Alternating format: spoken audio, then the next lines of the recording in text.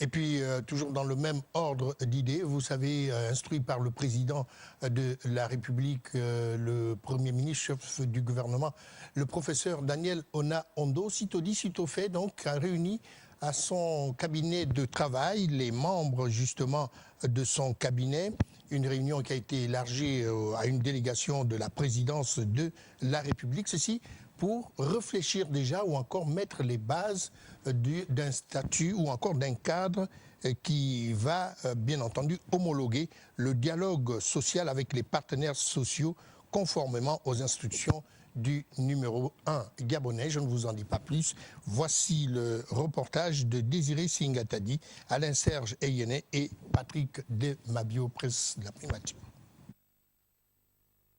Lundi 17 novembre 2014, de la rencontre entre le président de la République, chef de l'État, son Excellence Ali Bongo Ondimba, et les partenaires sociaux, syndicaux et patronaux, les instructions du numéro 1 gabonais à l'endroit du gouvernement sont claires, nettes et précises.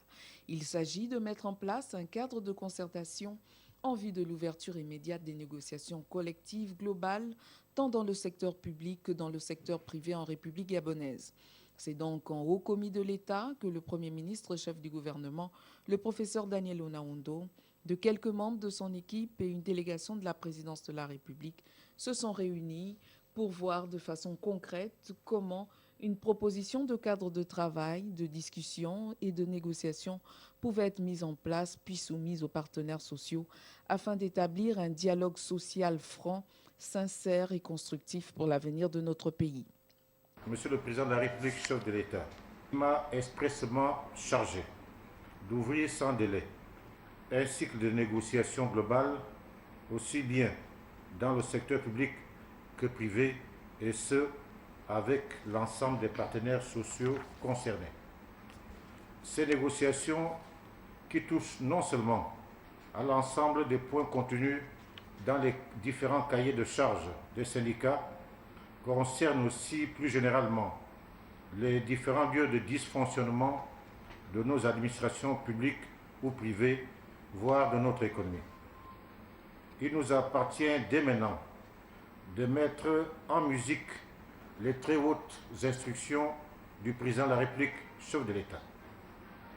J'inscris donc dans l'agenda de nos travaux, et sans être exhaustif, des problématiques liées aux systèmes globaux de traitement, des rémunérations et des intéressements des agents publics ou privés en activité non utilisés ou à la retraite.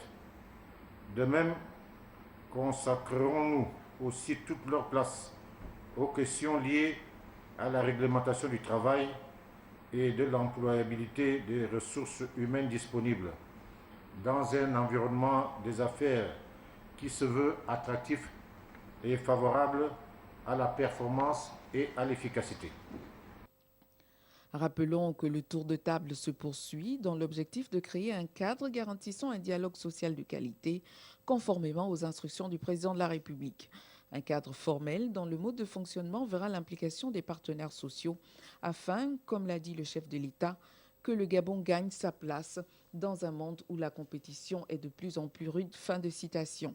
La rencontre prévue entre le gouvernement et les partenaires sociaux, syndicaux et patronaux du mercredi 23 novembre serait donc la matérialisation d'un cadre de concertation avant tout entre Gabonais ayant un sens élevé de la nation.